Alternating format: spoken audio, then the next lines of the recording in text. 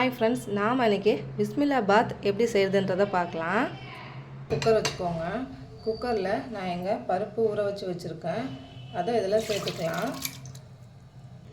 அடுத்து நான் எங்கள் 3 பல்லு பூண்டு வச்சுருக்கேன். அதை இதில் சேர்த்துக்கலாம். மஞ்சத்தூள் 1/4 ஸ்பூன் சேர்த்துக்கோங்க. சீரகம், ஆமணக்கு எண்ணெய் 1 ஸ்பூன். இப்போ குக்கரை க்ளோஸ் பண்ணி ஒரு 5 விசில் விட்டுக்கோங்க. விசில் வர்ற அந்த டைமில் ஒரு பேன் எடுத்து வச்சுக்கோங்க. பேன் சூடானதும் 2 டேபிள் ஸ்பூன் ஆயில் சேர்த்துக்கோங்க. எண்ணெய் சூடானதும் கடுகு, சோம்பு, கருவேப்பிலை.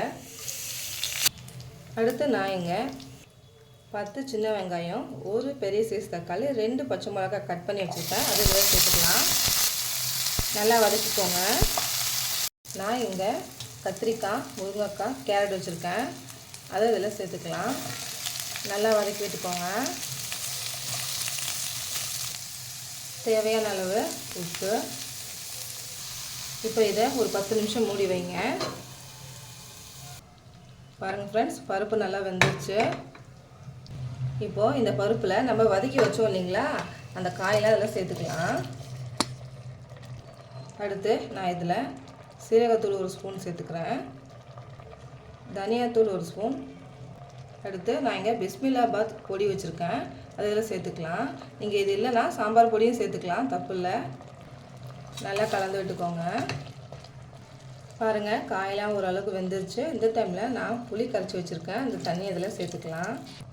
அடுத்து நான் இங்கே 1 கப் அரிசி ஊற வச்சுருக்கேன். அதை இதில் சேர்த்துக்கிறேன். 1 கப் அரிசிக்கு 2 கப் தண்ணி சேர்த்துக்கோங்க.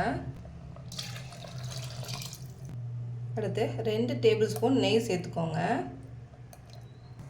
இப்போது லைட்டாக கலந்து விட்டுட்டு 3 விசில் வச்சுக்கோங்க.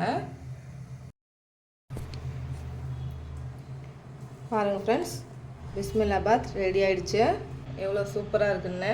எதுவுமே காயெல்லாம் குழையவே இல்லை, எல்லாமே நல்லாயிருக்கு. அவ்வளோதான் ஃப்ரெண்ட்ஸ், பிஸ்மில்லாபாத் ரெடி ஆகிடுச்சு. ட்ரை பண்ணி பாருங்கள். இந்த வீடியோ பிடிச்சிருந்தால் லைக் பண்ணுங்கள், ஷேர் பண்ணுங்கள், சப்ஸ்கிரைப் பண்ணுங்கள். தேங்க்யூ.